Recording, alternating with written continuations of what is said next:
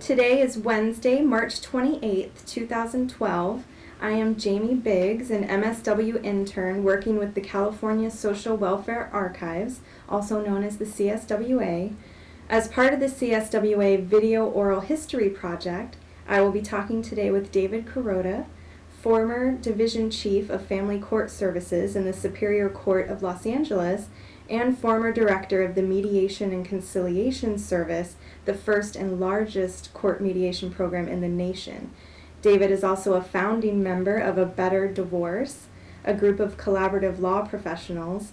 He is a member of the CSWA board and was honored with the Lifetime Achievement Award by the National Association of Social Workers, California chapter, and with the CSWA George D. Nickel Award for outstanding contributions to California social welfare by a social worker. David, you were interviewed by the CSWA in 2003, at which time you talked about the development of your career as a social worker and the early years of mediation and collaborative law.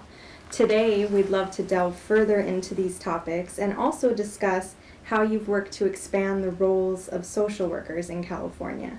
Can you start off by refreshing our memory on mediation and collaborative law? I was with the court, the Superior Court of Los Angeles, for over 18 years, and we did a lot of work to promote the cause of mediation while I was there. And what we did in mediation was to provide a way for parents going through divorce to work out parenting plans for their children.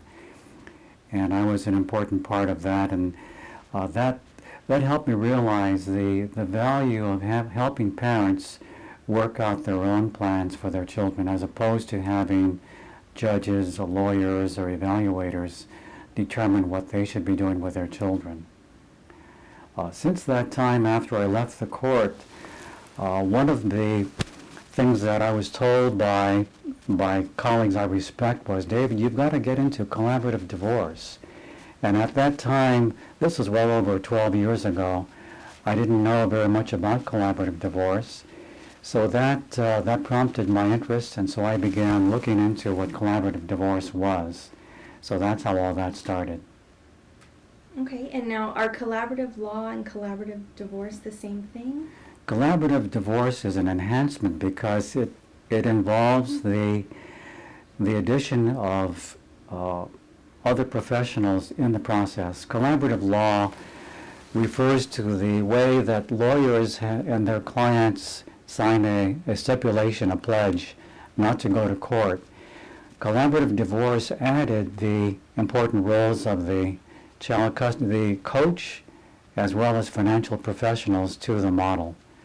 And that's one thing that I was involved in, and that has to do with how social workers can have a greater impact even in family law matters, working alongside with lawyers and financial professionals.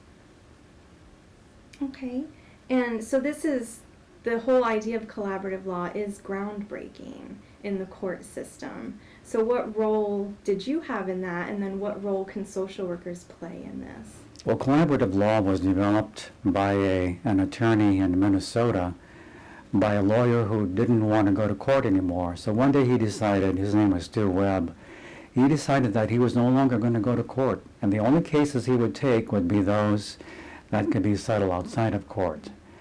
I was instrumental in helping promote the greater use of collaborative divorce in Southern California. So I didn't start collaborative divorce, although that would have been nice, but I did promote the greater use of collaborative divorce among professionals and as a service to the community. Okay. Now, you mentioned in your first oral history that part of your job with the court was analyzing and influencing legislation. Can you tell us about some specific legislation that has helped court mediation and family law and collaborative law? Now, during my tenure at the court, we would often be asked to review bills that had to do with the courts and children and counseling. And there was one particular bill that's now known as Family Code Section 3190 that for the first time would have permitted judges to order counseling for parents going through a divorce.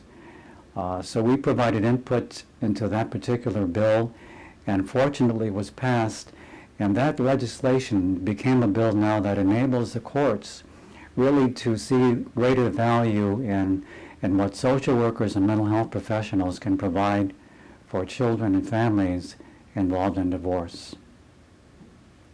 Wow.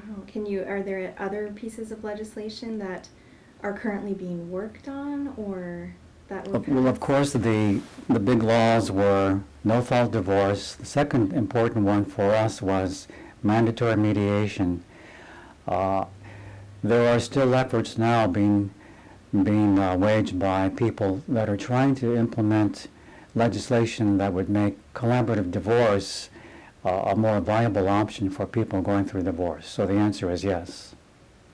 Good, good. And what are the benefits and challenges of collaborative divorce? The benefits are I think, very significant for the lawyers, for the financial and mental health professionals, but the greatest benefit is for the families, especially the children. You may know, and many studies have shown that divorce is a very difficult process. It's expensive. It's very hurtful for relationships. And in the long run, the more damage that's done to the relationships between the parents has an adverse effect on the adjustment of their children to not only that divorce, but living in two different households and in response to the conflict between the parents. Collaborative divorce reduces stress for all of the people involved. Great. And taking it on a broader scale, the whole idea of collaboration in social work is relatively new. So can you tell us more about the importance of collaboration and how that's factored into the work? The new part and the contribution, I think, of collaborative divorce for social workers has been that we are now working together much more with lawyers and the legal community. Family law is the section of the law that deals with divorce and separation, and over 1 million children a year are affected by their parents' divorce. One of the reasons I think I was given the NASW Lifetime Achievement Award was because of my work with the courts and with lawyers. Prior to that time, I think most social workers didn't want to talk to lawyers. When we got letters or phone calls from the lawyers, that was the call we didn't want to return. But what I've encouraged my colleagues to do is to think that lawyers can be people they can work collaboratively with, and I think we can do that in a way that benefits more children and families. Great. Now shifting into some of the groundbreaking models that are being used today, you were involved in the forming of those. I know you were on a committee that invented the PACT, Parents and Children Together. Can you talk to us about being on that committee and how you came up with the model that's still being used? Actually, Judge David Rothman, who was then sitting in Santa Monica, was the one who saw the article in the Wall Street Journal about this innovative program in Georgia. And he called, and we began a series of meetings to provide education to parents going through divorce about how divorce affects their children. So we started that program in Santa Monica. It then was spread to all the other courts in LA County, and today all the superior courts provide a program, an educational program for parents, informing them about how they can act in a way that helps their children when they go through their own divorce. So the education of parents, I think, plays a very important role. We've actually built some enhancements to that because now, rather than scolding parents or holding them in contempt, the judges can now refer parents to a high conflict parenting group. Our particular group in Torrance is called Better Parenting, Better Divorce. And what we do over 6 sessions is to help educate parents about how they can reduce conflict, how they can get along, because in the long run, the better their relationship, the better their children's adjustment will be. Great. And the whole idea of doing parenting classes and the parenting programs in the early years, how did the parents react to that, to being told that they needed to take classes? Well, initially they didn't want to go. Initially, most people don't want to do something they're forced to do, but the evaluations at the end were almost uniformly very positive. I'm glad that we had to come because I learned a lot. And you know, my former wife or my former husband and I really are getting along better now, and the children are thriving because of that. So you've gotten good feedback from parents then. I know there's a current trend in social work to be doing research, and tons of research is needed. So can you talk about that kind of feedback? Like, has there been research? And I know you've been published a few times, so just talk about that a little bit. You know, my research instructors at USC would not be proud, but I do very little research. But we do hear stories about how effective programs are. I was at an event the other day, and one of the lawyers was asking, well, David, how effective are those high-conflict parenting groups? Are they really working? And I started to think about how I was going to respond, and one of the lawyers said, I'll tell you, the judges are impressed that the parents come back after they go to your class, David, and they are so impressed with the changes they see in parents. So when judges are impressed by the changes they see in litigants, that's good enough for me. So we haven't conducted any formal research. We do have evaluations.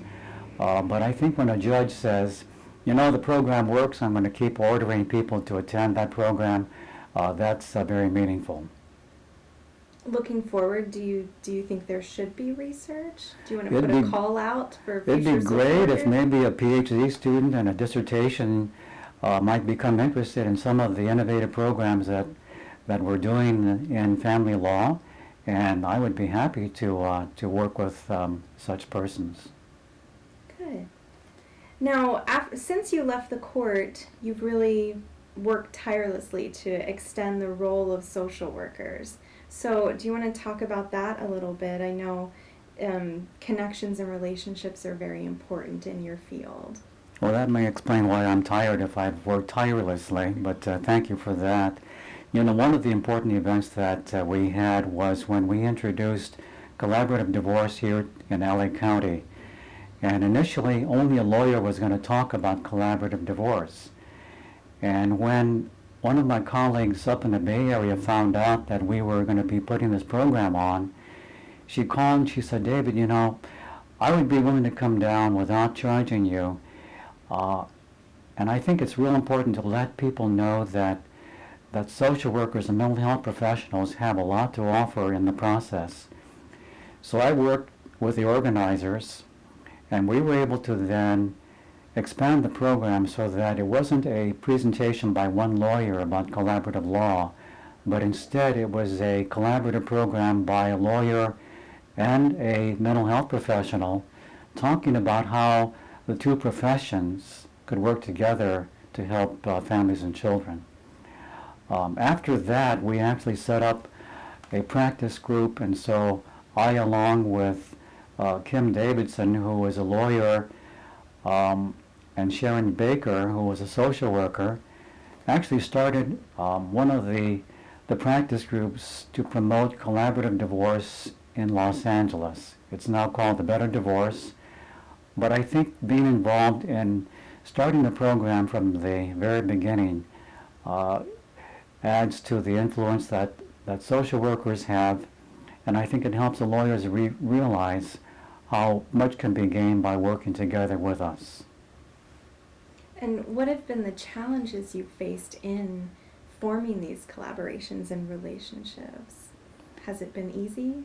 Well, you know, it's not easy for social workers to work with lawyers always. Lawyers are more accustomed to being direct, to being clear, and to not necessarily pick up on some of the nuanced communications that people show.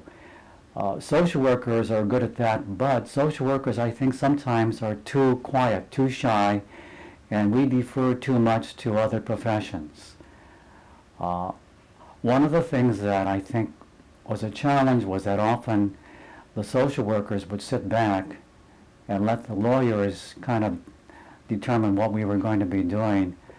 But I've learned to work with lawyers and offer suggestions that could be helpful.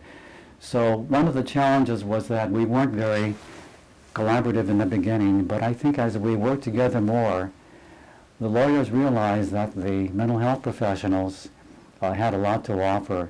So there were some growing pains, but I think we, by and large, have overcome those. And how many people are now involved in that collaboration? We started out with 20 people, 10 mental health professionals, 10 lawyers, and then we added financial professionals. We are now a group of about 28 professionals. And one of the things that we did was to pick the most qualified, the most experienced, and the most collaborative professionals to be part of the group, because we thought that was the best way to ensure the group's success. And so you've been doing that work in the South Bay community. Do you know if any other communities have picked up on your model and are starting to do the same thing? There are, last year there were only 6 practice groups, but this past year there was an expansion and there are 9 practice groups now. I was also involved in the formation of the Los Angeles Collaborative Family Law Association, and we provided some leadership and some tips for the people that were founding the larger umbrella organization that includes all the practice groups in Southern California.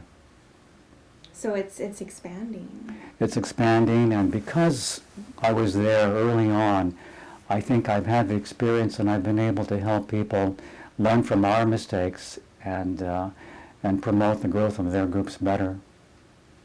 Do you want to tell us about some of your mistakes? I think early on we probably deferred too much to the lawyers. I think we probably made some errors in being too selective in the members that we included in our groups. I think we were probably too worried about spending money.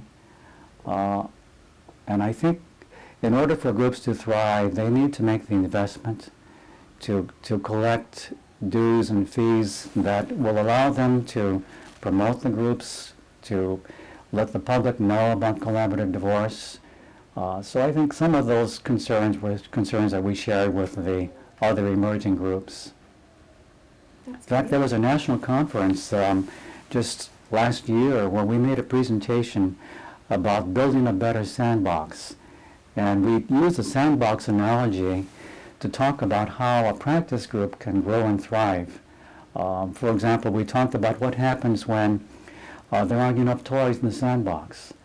And we talked about the time that whenever I would take my sons to play in the sandbox, we would take not only toys for themselves, but we would take extra toys, because when you're there to share your toys, you can make more friends than if you're asking to take toys away from somebody else.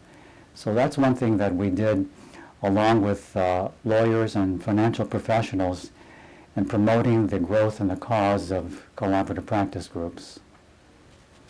Great.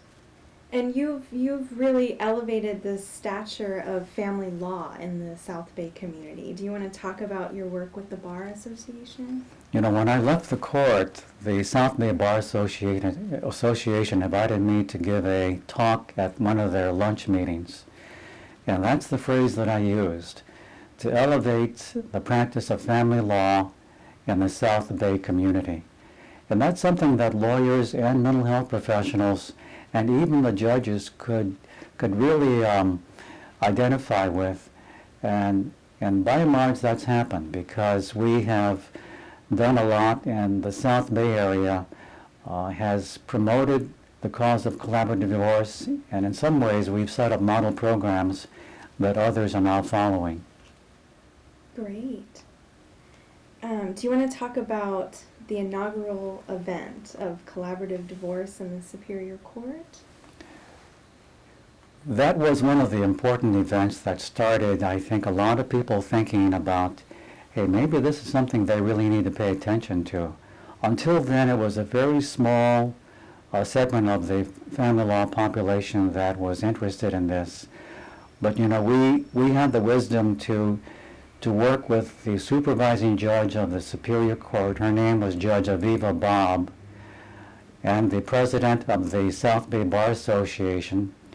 We collaborated with the LA County Bar Association and put on an event and invited lawyers and judges and mental health professionals to find out about collaborative divorce. That was when we brought Pauline Tesler down from the Bay Area to give that talk. And of course, later on, she was accompanied by Nancy Ross. But when the Superior Court has an event in the courtroom of the supervising judge, under the auspices of the LA County Bar and the South Bay Bar, people pay attention, and there were lawyers from some of the large litigation firms that came, and one of the questions we started asking was, what are you doing here? There was great curiosity and interest, but it really was the starting of the wider use of collaborative law and collaborative divorce in Southern California. That's great. And so all of these things you've talked about, you've just shown great leadership. So, and you're a part of so many boards and committees and societies, and so I'd love to hear more about leadership and how the importance of it and how you've embraced that. My training was as a therapist, a social worker who worked with families and individuals. I didn't get very much training in learning to work with organizations and boards in the community. But as I saw more and more things happening, I realized that you can begin to make a difference at an organizational level, at a macro level, and even with legislation. So when I got invited to boards, initially I would say no, because I didn't want to go to any more meetings. I didn't want to use my weekend time to attend meetings. But I began to realize that I can have a greater impact if I joined a board. So the California Social Welfare Archives Board, Francis Feldman was the one who invited me to be on that board, and because of that, I think my connections and associations and influence have been greatly expanded. I'm one of the very few mental health professionals on the state bar committee on consensual dispute resolution. It used to be called alternate dispute resolution, but I'm one of the few mental health professionals on that board. I'm also on the board for Collaborative Practice California, again, one of the few social workers who is on that board. But I think by being on boards, you gain influence and you can shape programs and in the long run make a greater difference. Wow, that's a lot. And then you also have a big role in the California Society for Clinical Social Work. Do you want to talk to us about that a little? Well, the Society for Clinical Social Work came about in the 1970s because there was concern that NASW wasn't offering enough for clinicians. So the Society for Clinical Social Work in California was developed, and that was a group that lobbied the legislature that enabled social workers to be reimbursed by insurance companies. Until then, psychiatrists, physicians, and psychologists could gain reimbursement from insurance companies, but not social workers. Since their efforts, social workers, even today, can be reimbursed by insurance companies, including Medicare. Wow, that's great. Kind of shifting topics to talk about writing and the importance of writing in social work in this field. I hated writing because when we had assignments and papers due, that meant you had to write something that was important and something the teacher would like. After I graduated from USC, I didn't write at all. But lately I've realized the power of having an article or a book written. And The Family Law Symposium is a program that lawyers attend. It used to draw over 1,000 people at the convention center. There still are probably well over 500 people, attorneys, who attend this. And the Family Law Reference Book has articles about how to prepare for trial, how to win your case, how to cross-examine.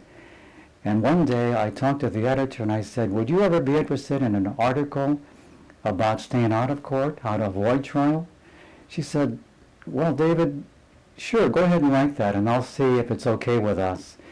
So I put together an article writing about how it's better to work out agreements for children and families especially outside of court by the parents themselves. So that article now has been published, I think, 6 consecutive years with updates every year. And in that article I talk about mediation, collaborative divorce, parent education, and counseling. And I think because the article was written, it lends more credibility to my work, but also to the work of collaborative divorce and mediation. That's great. And so you're getting articles out there. You've also really increased the use of technology, haven't you? My son teased me one day and he said, Dad, you need to get a website. This was 12 years ago. And at that time, very, very few mental health practitioners, very few social workers had websites for their counseling practices. So he offered to build one for me, and that's what we did. Since that time, I think was one of the very first social workers who took credit cards for payment. My fees tend to be higher, and I think a lot of the work that I do is more like what the lawyers do. And if lawyers are charging $300 an hour, we should be able to charge $300 an hour as well. And that's what I charge for mediation. After one session, a father said, you know what, I forgot my checkbook. Can I send that to you later on? And of course I said, sure, that's fine. Well, you know, I never got that check. So the next time I was at Costco, I saw that they have a service where you can use credit cards for the payment of services. So I was one of the very early adopters of using credit card payments for the payment of fees for mediation, counseling, and co-parent counseling. And by doing that, you've also made it more accessible to more people. That's true. Most people, well, many people don't carry around a checkbook, but most people carry a credit card. Mm-hmm. Now, I think collaborative divorce is definitely a new field of practice in social work, and definitely as a social work student right now, we're not learning about it in school. So how can new students learn about this, and how can the field take off? Well, you know, Professor Ralph Fertig invites me and a lawyer, Judy Nesburn, to speak in his class called Social Work and the Law. And so twice a year we give a talk about the new opportunities and roles for social workers. Other than that, I'm not sure how much is being taught about mediation and collaborative divorce as a way that social workers can practice. One of the talks that I give has to do with new roles for social workers, and it can not only be satisfying and meet the needs of children and families, it can also be very lucrative, because I think some of the fees that people are willing to pay for mediation and collaborative divorce are quite a bit higher than what social workers are charging for therapy hours. I was talking to someone recently, and she charges, I think, almost $100 for a social work hour. For collaborative divorce, I can see people paying between $240 and $300 an hour for the services of a divorce coach and also for a child specialist. I'm hoping that the schools of social work and psychology would consider adding more content about some of the newer ways that social workers can practice. Great. So And you're also do presentations about it on the statewide level, correct? At the NASW conferences? Yeah, I gave a workshop presentation at the NASW conference 2 years ago, and I called that Mediation, a New Field of Practice for Social Workers. And I talked about the role of social workers as mediators at the court, but also in the community. And there was great interest, and I'll be doing that again for the next conference. And my goal is to have more people know about mediation and have families benefit. I also provide training privately for mediation. My wife said, well, David, why are you training people that can compete with you as mediators? And I said, it's not a matter of competition. I want the greater good to reach more people. And so the more people that can learn about collaborative practice and mediation, the better for children and families. Great. That's very nice of you to not be competitive. Now shifting, and I know I mentioned two of the awards, the Lifetime Achievement Award and the George D. Nickel Award. And so you've also won a lot of awards. Do you want to talk a little bit about what they reflect to you? One of the ones that surprised me a lot was what's called the Eureka Award that was given by Collaborative Practice California. Judge Bob was also one of the awardees, Kimberly Davidson, and I was very pleased with that because it reflected recognition of how this movement started and how in California we've been able to expand the greater use of collaborative practice. So that was very, very meaningful to me. And of course, quite a while ago, I was given the award for the not the best, but a recognized field instructor for that year. One of my students who valued my teaching submitted the application, and that has always been one of the most meaningful awards that I've ever received. That's great. And just by being a field instructor, you seem to be paying it forward and really getting the word out there.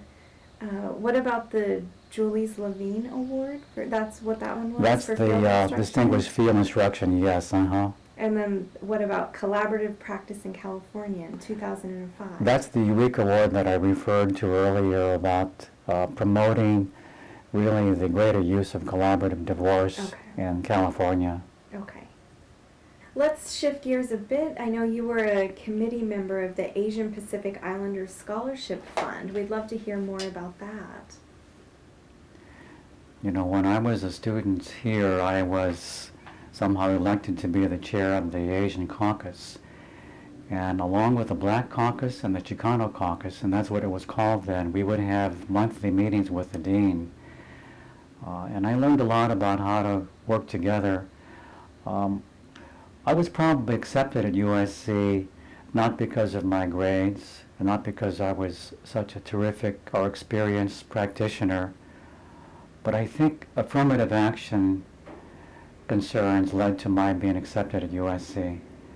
I was a poor kid who lived not far from USC, and when I found out I was accepted at USC, I had real mixed feelings. I was really pleased that I was accepted, but I didn't know how I was going to pay for that. There was a Louise Clevenger Award that was given to me as a scholarship, and because of that I was able to attend. So here's this poor kid that had marginal grades that somehow got a helping hand from a scholarship and from a very fine school of social work. And I owe so much to the school and to the people that had faith that this kid had something that could be of help to people in the community. Even though I was probably accepted because I was an Asian American student, for many, many years I didn't want to work in the Asian community. It was important for me to prove myself in the white community, so I never applied for any jobs in Asian and Japanese American communities. I never applied for any positions where the clientele or people who were like me. I chose instead to make my way in the larger social work arena. So I worked for County USC Mental Health. I worked for the Department of Mental Health, Health Services, Children's Hospital, all the jobs which didn't need my being Asian to be hired. There may have been some self-hatred. I think, as you know, I was born in a relocation camp. There were barbed wires, and for a long time I think I was not very proud of who I was. I came back for an Asian social work event, and I became involved, or I was asked to be on the committee to help develop scholarships for Asian Pacific Islander students. It was at a time when I was starting my practice, so I had a lot of free time, so I said yes. And some of those early committee meetings were, I think, important because we were able to set the groundwork for establishing several scholarships for Asian Pacific Islander students. And I think we are probably the group that raises the most money for scholarships than any other caucus or organization in social work.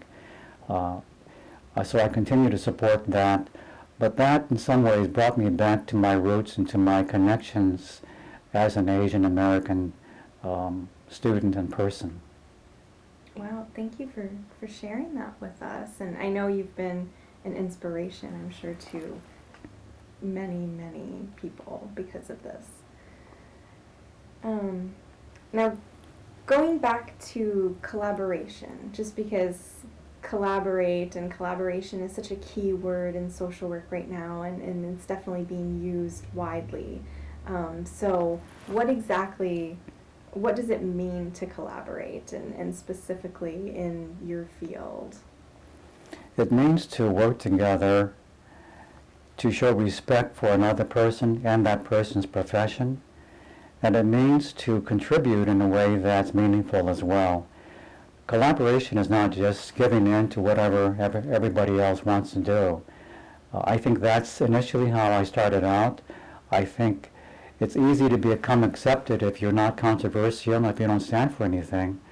But I think as I learned to realize that I had things to offer groups that I was in, I became more confident. And the way that I did that, I think, was by recognizing the value of others. When someone would make a very good point, more often than not a social worker, more often than not a woman, and when I realized that she wasn't listened to as much as, say, a male attorney, I found myself saying, you know what, I think what Mary just said is really important, and I think we need to ask her for more about what she thinks we should be doing. That built relationships. It also helped people realize that I wasn't there to promote my own practice, but I was there to be a team player, and part of that is by ensuring that all members of the team are recognized and respected and work together. So that's one part of that. The other part is if you are in a group or an organization and you're only there for self-interest, you're only there because of what you can gain, pretty soon people see through that and they don't appreciate you as a team member. So I've learned the value of giving, of being thoughtful, and I learned a lot from reading what Nancy Pelosi does in the House. I read one day that one of the reasons she is so well respected is that more than anybody else in the House of Representatives, when someone is in the hospital, when someone has a child who is injured, when someone is going through a difficult time, Nancy Pelosi sends a card. Whether it's an encouragement card, a sympathy card, a get well card, that's what she does, even if you're of a different party. And I read that and I realized, that's something that I think is very important. So one of the practice tips that I offer when I provide training and mediation is to promote your practice. You want to promote who you are as a person. And so I try very often to send cards to my colleagues, to lawyers who are suffering, who are having problems. And when I see the lawyer, I don't talk about cases right away. I always make a point of asking, how's your daughter doing at Tufts? And they're surprised that I remembered that her daughter went to Tufts. But when people know that you care about their families and not just their cases, they are much more appreciative of who you are as a person and as a professional. So that goes back into the building connections and relationships. It seems to all be interconnected. And there seems to be so much learning involved in collaboration. You're learning from other professions. And so do you want to talk about things that you've learned from lawyers, from working with the law professionals? I've learned a lot about how to speak from lawyers. So when people see me, they'll say, well, David, are you a lawyer? And I'll say, well, thank you for the compliment. So for this interview, for example, I'm trying to be concise and clear and brief and to the point. In earlier days, I fell into the habit of, whenever I said something, I would say, excuse me, but I'm not sure, and correct me if I'm wrong, and this is just my opinion, and I'm sure others have even better ideas. I used to start my comments that way, and some people still do. They are so tentative, they're apologetic, but lawyers don't talk that way. So one thing that I've learned from lawyers is how to speak in ways that people listen and respect. What a valuable lesson. Thank you for sharing that with us. I also learned that there is value in advocacy. Often the lawyer who is the most respected is the one who stands up for those that are least able to. So it's not the wealthy client, but it's the lawyer who represents the bus driver. It's the lawyer who takes on pro bono cases for one of the poverty law firms that is recognized and given awards. So often I will make an effort to make sure that I speak for a person, say in our group, that is more soft-spoken, that is newer, because I think in that way you can also make a statement that you value everybody. That's great. Now for social workers who may be interested in getting into this field, can you break down the roles for us of the different jobs in collaborative law and collaborative divorce? Yeah, there are two primary roles that social workers can play in collaborative divorce. One is the role of the coach. Typically, the coach works with one of the parents going through the divorce, and what we do is have a series of meetings. And the purpose is not therapy, the purpose is not counseling or to make the person feel better. The purpose is to help the person go through the divorce process as respectfully and quickly and efficiently as possible. So when we meet with that person, we hear about the story of the divorce and find out what it is that person wants. Let me give you an example of something that I did as a coach. We were meeting to work out a parenting plan for children of two young parents. We'll call them Mary and Bill. Mary wanted the divorce. Bill didn't. So Bill said, what I would like is joint physical custody of the children. They were 5 and 8 years old. And so we met along with her coach, and so our task was to come up with a parenting plan for how they were going to share the children. Bill says, I'd like to have joint physical custody. I don't want to take the children away from you, but I want them to be with me at least half the time. She says, no, I want them with me. I want primary physical custody. And he said to her, but Mary, why would you want primary physical custody? You cry all the time, you complain that you don't have enough energy, You complain that the kids are out of hand, you can't take care of them. You barely are competent as a mother, and yet you want. And she's now crying. She's upset. She says, "Absolutely not. Why are you saying that to me?" And I realized that the session wasn't going very well. So I said, "Bill, let's take a break." So Mary's coach talked to her, and I took Bill into the other room. I said, "Bill, what is it that you really want?" He said, "David, what I want is to be a father to our children. I've been there for them. I was there more often than not. I was the one who gave them their baths, who fed them, who changed their diapers. And Mary's a wonderful person, but she's not a terrific mother. All I want is joint custody half the time." So I said to him, "Bill, if that's what you want, this is what you need to do.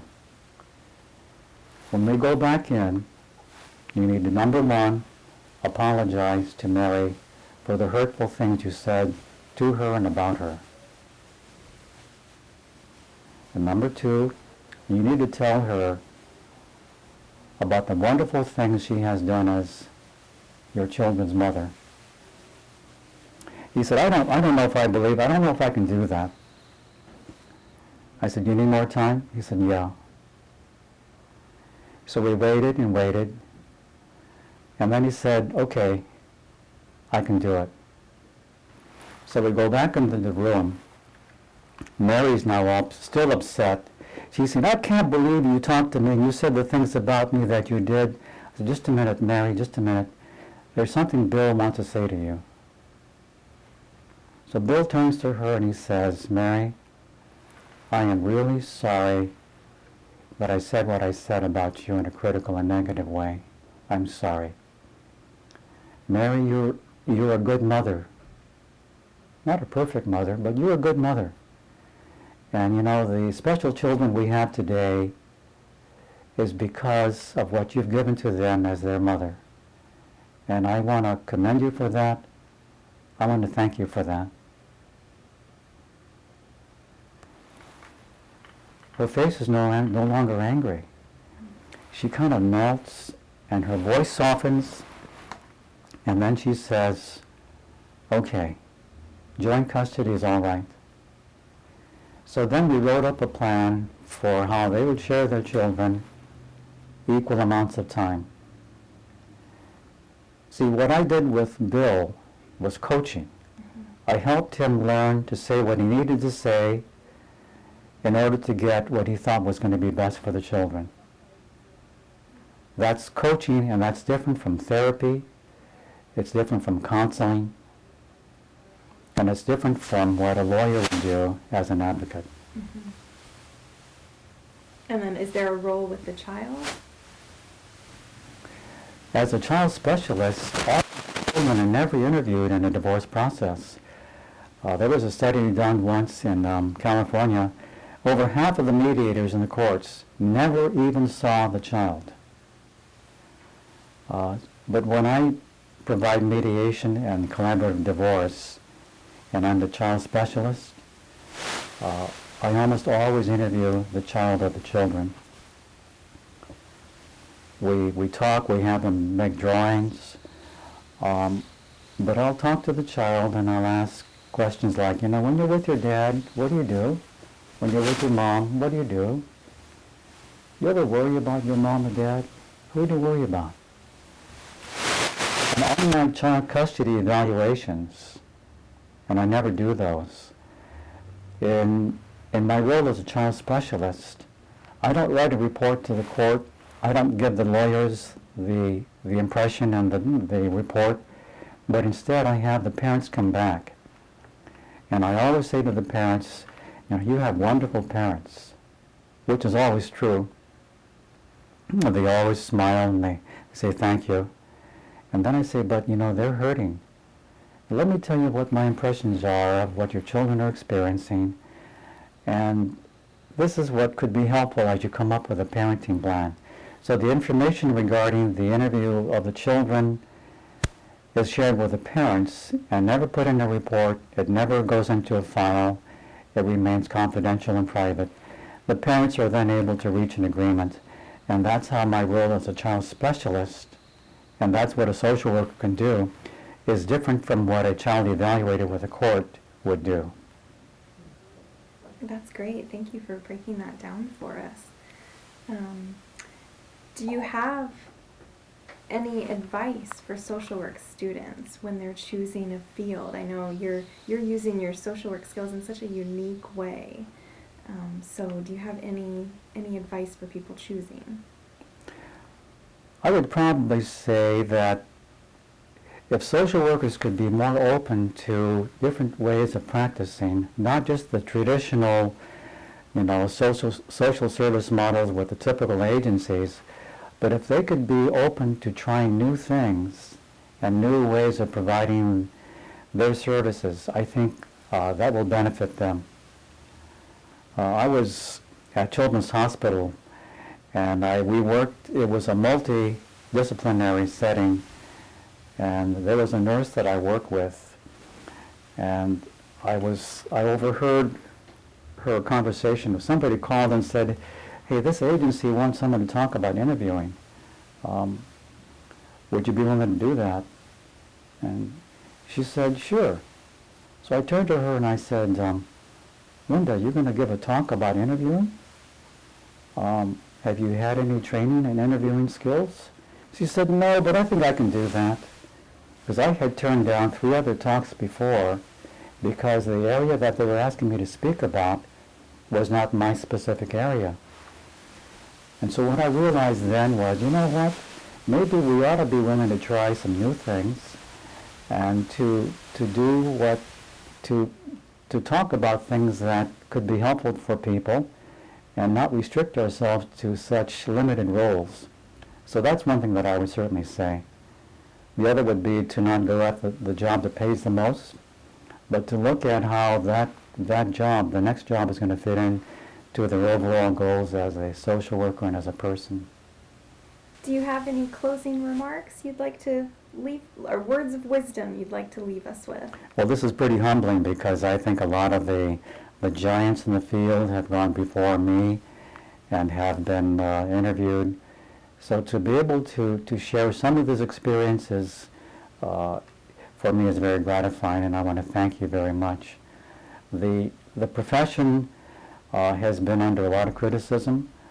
I think some of our colleagues as psychologists and marriage and family therapists seem to be getting much of the work and much of the publicity and recognition that used to be for social workers. I think we can do more to promote what we do, and one of the phrases that I often use is, people don't care how much you know until they know how much you care. And I think we social workers care. Well, thank you. Thank you so much for sharing your expertise with us, and I'm so glad we got to preserve it on tape. Thank you so much. Thank you, Jamie.